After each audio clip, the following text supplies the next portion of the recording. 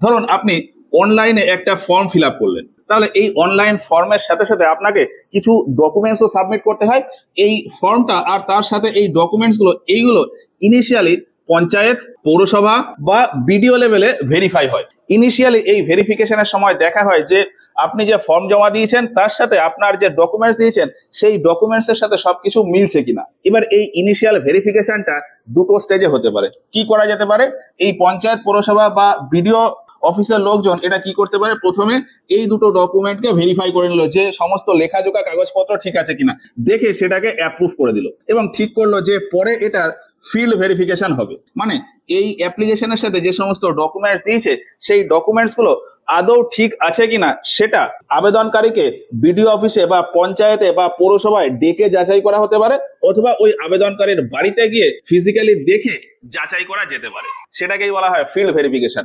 Initial approve হয়ে গেল, তারপরে ফিল্ড ভেরিফিকেশন পরবর্তী সময়ের জন্য রেখে দিতে পারে। যখন এই ফিল্ড ভেরিফিকেশন কমপ্লিট হয়ে যাবে তারপর এই লেভেল থেকে ফাইনাল অ্যাপ্রুভাল দিয়ে দেওয়া হয়। আর এই ফাইনাল অ্যাপ্রুভাল দিলে তবেই ডিএম এর কাছে ম্যাটারটা যায়। অথবা আরেকটা স্টেজে কি হতে পারে, এই ফর্ম আর ডকুমেন্ট যখন ইনিশিয়ালি ভেরিফাই করছে তখনই তার সাথে সাথে ফিল্ড ভেরিফিকেশন করে নিতে পারে। তাহলে ইনিশিয়াল স্টেজেই আমার ফিল্ড ভেরিফিকেশন করে নিতে পারে আর তার সাথে সাথে ডকুমেন্ট ভেরিফিকেশনও করে নেবে, করে এটা সেই ফাইনাল অ্যাপ্রুভ হয়ে যাবে এই পঞ্চায়েত, মিউনিসিপ্যালিটি বা বিডিও লেভেলে। তারপর এটা চলে যাবে ডিস্ট্রিক্ট ম্যাজিস্ট্রেটের কাছে। এই হচ্ছে ভেরিফিকেশনের স্টেজ।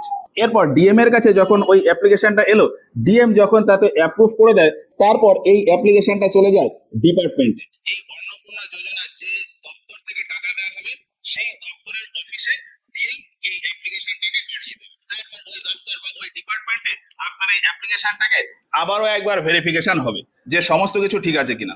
তারপর এই ডিপার্টমেন্ট বা দপ্তরটা আপনার এই অ্যাপ্লিকেশন বা অ্যাপ্লিকেশনের ফাইলটাকে অর্থ দপ্তরে পাঠিয়ে দেয়, মানে ফাইন্যান্স ডিপার্টমেন্টে। এই ফাইন্যান্স ডিপার্টমেন্টে ফাইনাল একটা ভেরিফিকেশন হয়। ভেরিফিকেশন হওয়ার পর আপনার এই অ্যাপ্লিকেশনের রেসপেক্টে একটা পেমেন্ট ফাইল তৈরি হয় যে আপনাকে এত টাকা দিতে হবে। তো এই ফাইন্যান্স ডিপার্টমেন্টে পেমেন্ট ফাইল তৈরি হয়। এই পেমেন্ট ফাইলটাকে আবারও ভেরিফাই করে এই ফাইন্যান্স ডিপার্টমেন্টের ভেতরে আরো একটা ডিপার্টমেন্ট আছে, ট্রেজারি ডিপার্টমেন্ট। সেইটা ট্রেজারি ডিপার্টমেন্ট আপনার এই ফাইলটাকে ভেরিফাই করে ফাইনাল অ্যাপ্রুভাল দিলে তবেই আপনার টাকাটা অ্যাকাউন্টে ক্রেডিট হবে। তো আপনার অ্যাপ্লিকেশন থেকে আপনার অ্যাকাউন্টে টাকা ঢোকা পর্যন্ত মাঝখানের এই যতগুলো স্টেজ, এই পুরোটাই হচ্ছে ভেরিফিকেশনের স্টেজ। এবার কিছুদিন আগে আপনারা ওই সোশ্যাল রেজিস্ট্রি ওয়েবসাইটে আপনাদের